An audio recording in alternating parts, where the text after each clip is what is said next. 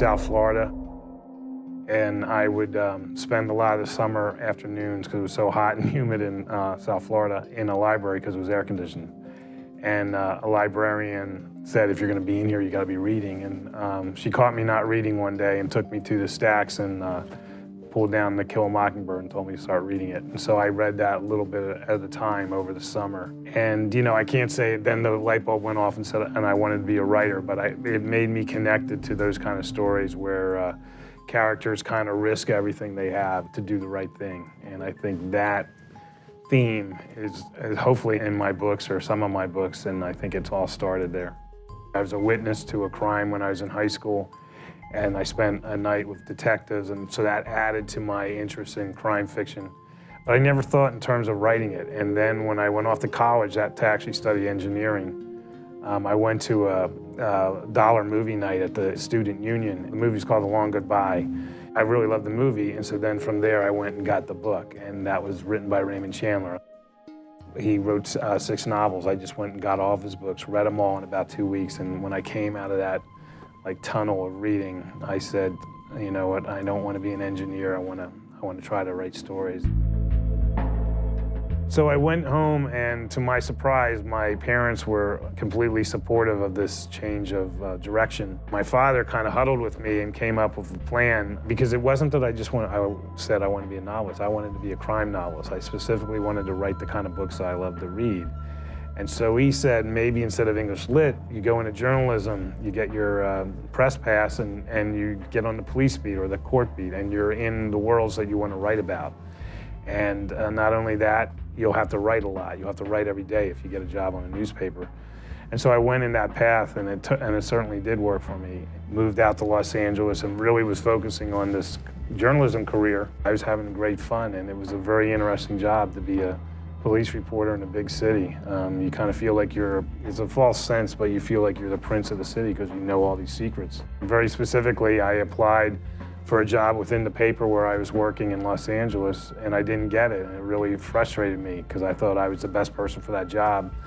And because I didn't get it, I started my 3rd novel, and that became the one that got published. Black Echo kick-started Michael Connelly's brilliant career as a novelist, and through his books he managed to stay close to his inspiration, police officers and detectives solving crimes. For the most part, I write about detectives and lawyers and investigators of some sort. And so I try to put myself in a position to be inspired, and so I hang around with detectives or defense attorneys, for example.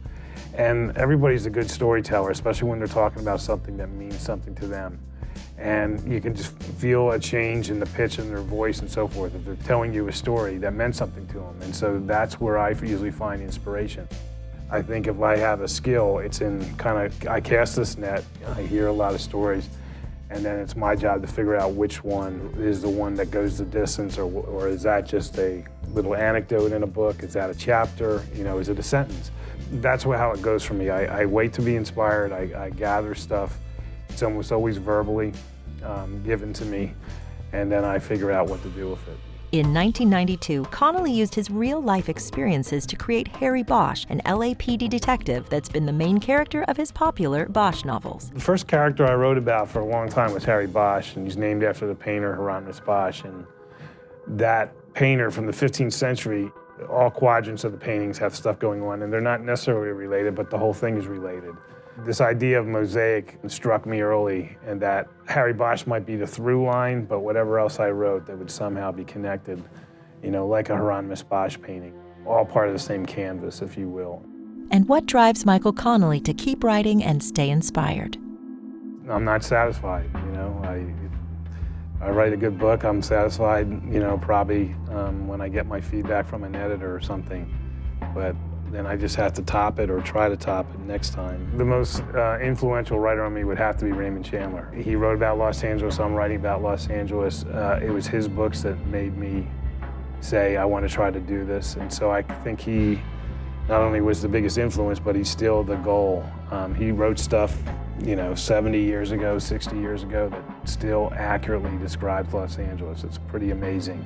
I still don't think I've written a thing that will last the ages, and maybe I'll never be able to do it, but until I feel I've done that, I'm going to just keep doing what I'm doing, and that is, plugging away and grinding, writing every day. If you write every day and you put days into months and years, you have a better chance of hitting that one thing that maybe they can put on your tombstone or something, something that will last.